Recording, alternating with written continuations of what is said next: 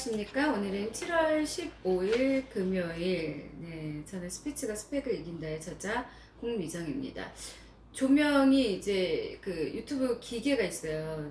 그 위에 이제 약간 살짝 비치는데, 건전지가 얼마나 빨리 닳는지, 예, 지금 약간 돌아가시려고 하는 이제 상황인데, 뭐, 그닥 이쁘게 나오지 않다 하더라도, 예, 그냥 감행을 해보겠습니다. 네.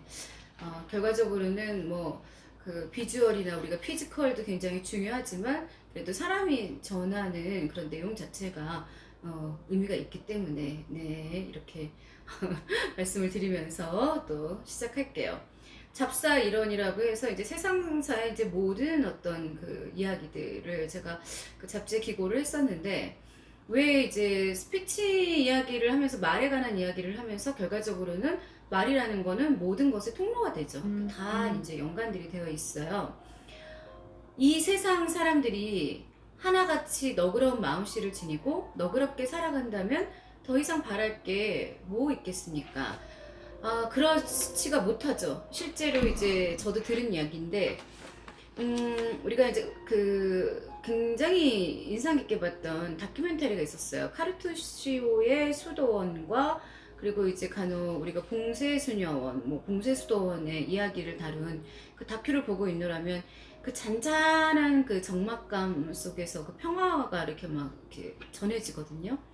어떤 그 신부님이 그런 이야기를 하더라고요. 거기에 계신 분들이 아무 조건 없이 그죠 오로지 그냥 본인들을 다 바쳐서 그 세상 온 세상을 위해서 온 세상의 평화 그리고 많은 사람들의 행복을 기원하는 그 기도를 해주기 때문에 이 세상이 유지가 된다는 거예요.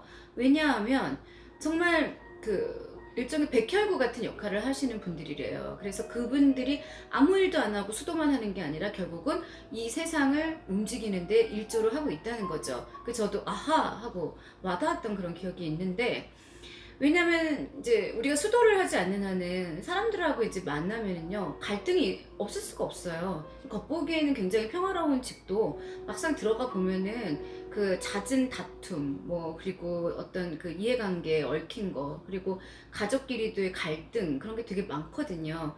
하물며 타인과 타인이 만나는 뭐 직장이라든가 어떤 조직 내에서는요 얼마나 심하겠어요. 이제 그러다 보니까 가끔 저한테 그런 질문을 하는 사람들이 있어요. 강연을 가면은 어떻게 하면 교수님 주변에 이제 그 불편한 거꾸러운 직장 상사나 이제 후배가 있는데 말을 진짜 너무 막한대요. 그런데 어떻게 하면은 저 사람을 일침을 가해가지고 내가 이겨먹을 수 있겠어요? 하고 이렇게 물어요. 이기고 싶어요 그렇게? 네 이렇게 얘기를 하죠. 그러면 너무 이기고 싶대요.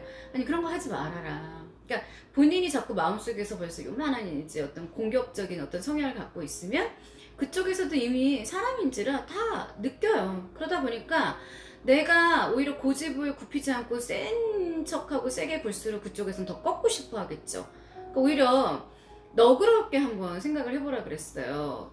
그 사람한테 나를 구박할 때마다 뭐 이렇게 커피도 하나 사다 주고 일부러. 근데 그렇게까지 했는데도 안 되면은 그 사람하고 한판 붙어야겠지만 사람인지라 그렇게 잘 해주잖아요. 그러면 돌아서요. 네, 돌부처도 돌아앉는다는 말 있잖아요. 그래서 그 사람이 좀 심하게 나쁘게 말을 하면은 네, 그것도 방법이에요. 뭐 내 흉을 보고 다녀요. 그러면 본인들은 칭찬을 하세요. 네, 저도 예전에 썼던 방법이에요. 누가 그렇게 밖에서 좀 말 많은 이제 상사가 있었는데 뭐 저에 대한 못마땅한 점 막 이야기하고 그게 이제 제 귀로 다 들어오죠. 전달하는 애는 또 볼까요? 그럼 저는 그 전달하는 애가 워낙 말이 많으니까 이야기를 해요. 그분이 그랬어? 그분 내가 되게 좋아하는 분인데 그랬구나. 뭐 그분이 마음에 안 든다면 내가 그런 행동을 했나 보지. 이렇게 얘기를 하면 계속 그렇게 얘기를 해주잖아요. 어느 날 그 저를 욕하던 상사가 저한테 밥 먹자 그래요. 그리고 이 보는 눈이 이제 따뜻해지더라고요. 그래서 매사 그냥 만사 이기는 것만이 결코 이기는 게 아니라는 거를 깨달은 적이 있었습니다. 그와는 정반대의 세상을 살고 있는 느낌이 들 때, 너그럽지 않을 때 늘 마음이 무거울 수밖에 없죠. 그래서 그런지 요즘에 각종 매체의 뉴스를 보지도 듣지도 않으며 지낸다는 사람들이 의외로 많아요. 그러니까 보면은 막 속 터지니까. 그리고 일단 사람이 그 하루 종일 뉴스 채널만 이제 보잖아요. 한 3, 4일 정도 만약에 틀어놨다. 그러면 뉴스에서 뭐 되게 훈훈한 소식도 가끔 전하지만 주로 막 싸움질, 정치 이야기, 사건 사고, 뭐 어디서 살인이 났네, 뭐 층간소음 때문에 뭐 이웃 간에 갈등이 생겼네, 뭐 보험 사기를 쳤네, 다 그 범죄에 관한 이야기들만 나와요. 그러다 보니까 사람이 어느 날 뇌가 각성이 돼 버려가지고 밖에 나가면 사람이 무서운 거예요. 저 사람이 갑자기 뉴스하고 헷갈리는 거죠, 현실하고. 그러다 보니까 결코 좋은 일이 없어요. 근데 아주 안 보고 살 수도 없어요. 마냥 해맑게 세상은 너무너무 좋은 거야. 세상 사람들 다 착해 이랬다가는 또 오히려 위험에 노출될 수도 있으니까 적당하게 들으시면서 밸런스를 맞춰야지 하루 종일 나는 실시간 뉴스 채널만 볼 거야 이렇게 했을 때 본인이 어느 순간에는 그 불안감 그리고 극도의 공포감 그리고 어떤 그 두려움 그런 것들이 나를 잠식하게 돼요. 그래서 제가 부탁하지만 네 제가 들이다 스토리 하지 말라 그래 놓고 부탁합니다만 네 일단은 그런 채널보다는 좀 그런 거 봤을 때는 한 번은 또 따뜻한 어떤 영화, 다큐멘터리 아니면 아무 생각 없이 볼 수 있는 요즘에 그 멍 때리는 그런 프로그램 많잖아요. 막 그냥 하염없이 기차 타고 기차 소리만 난다거나 아니면 유튜브에 뭐 그런 백색송 그런 것들 보시면서 약간 마음을 다스리는 것도 좋다고 생각합니다.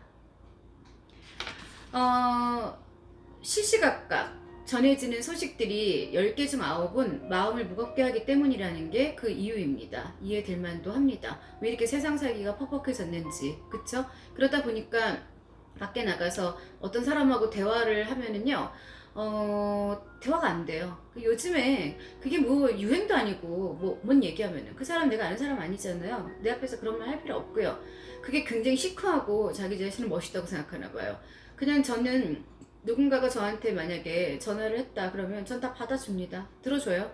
그리고 나서 나중에 제가 무슨 일이 생겼을 때 우리 품앗이 좀 하자. 지난번에 내가 들어줬으니까 내 얘기도 좀 들어줘 하면서 서로 위로하고 거기서 또 솔루션도 찾고 사람이 내가 힘들 때요. 누군가가 내 이야기를 들어주는 것만으로도요. 엄청난 치유가 됩니다. 근데 그거조차 안 하려고 해요.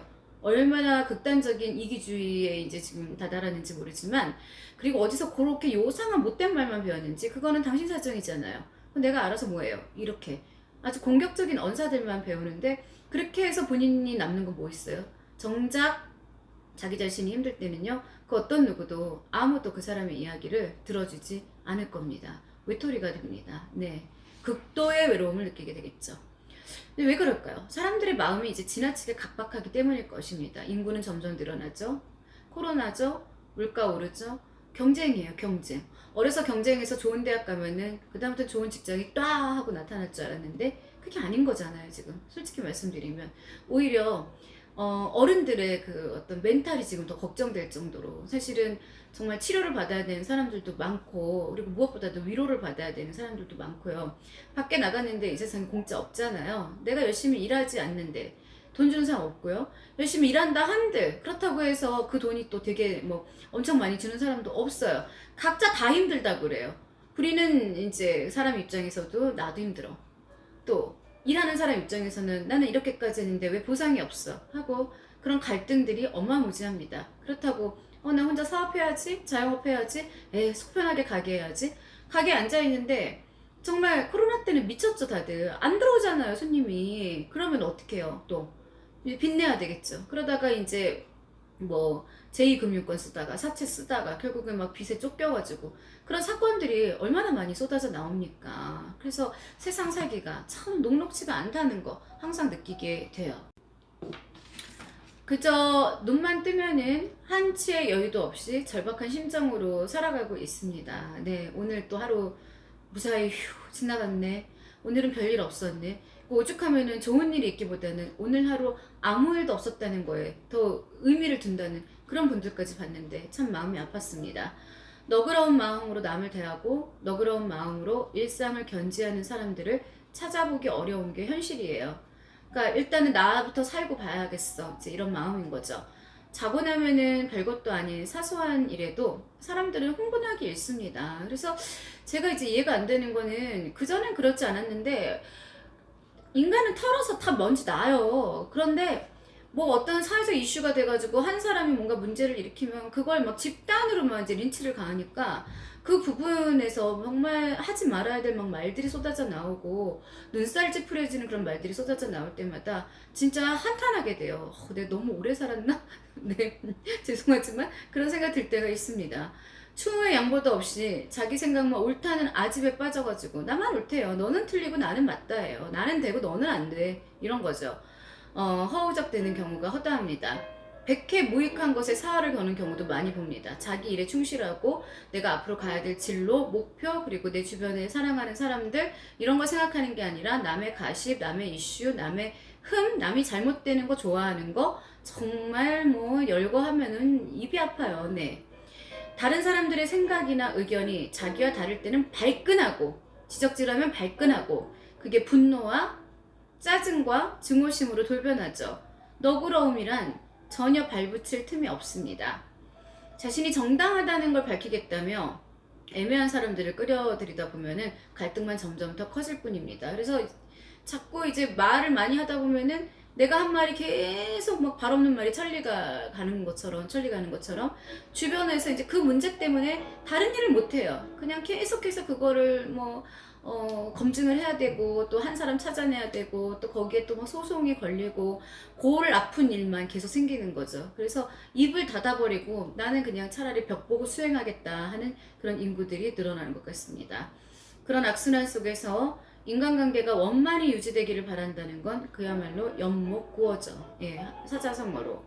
자, 그러면 너그러운 마음 씀씀이만이 모든 걸 해결해주는 최고의 덕목일 것입니다. 그래서 가끔 우리가 나이 들면서 건망증 같은 거 생기는 거 되게 좋은 거예요. 내가 막 사사건건 옛날에 나한테 잘못했던 친구들 그 말 한마디 막 생각하다 보면은요, 사람이 어떻게 몸이 견뎌나겠어요. 그냥 막 헛덩어리가 돼가지고 나중에는 그냥 스스로가 불살라질 것 같은 그런 느낌이 들 때가 있거든요. 지는 게 이기는 거라는 그런 말도 있죠. 네. 마음가짐이 각박한 사람들을 너그러움으로 대한다면 그게 결국 지혜로운 삶의 근간이 됩니다. 그래서 내가 너그러움을 많이 베풀었지만 상대방이 도저히 수긍하지 않을 때는 그 관계는 그냥 여기까지가 유통기한이구나 하고 끝마침을 하는 게 맞겠죠. 개인 간에도 사회 전체에도 적용될 해법입니다.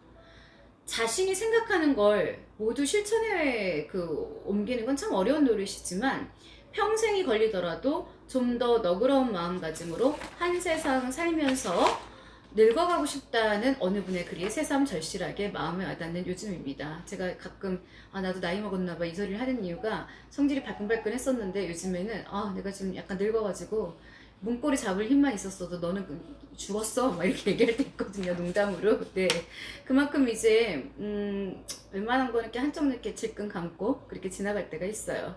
자신이 세상을 다스리는 범주에 속한다고 자부하는 사람들일수록 늘 너그러운 마음을 간직하고 실천한다면 금상첨화일 것입니다. 네, 그래서 금요일, 네, 불타는 금요일, 즐거운 금요일 보내시고 건강 잘 챙기시고 구독과 좋아요 부탁합니다. 지금까지 공미정이었습니다. 감사합니다.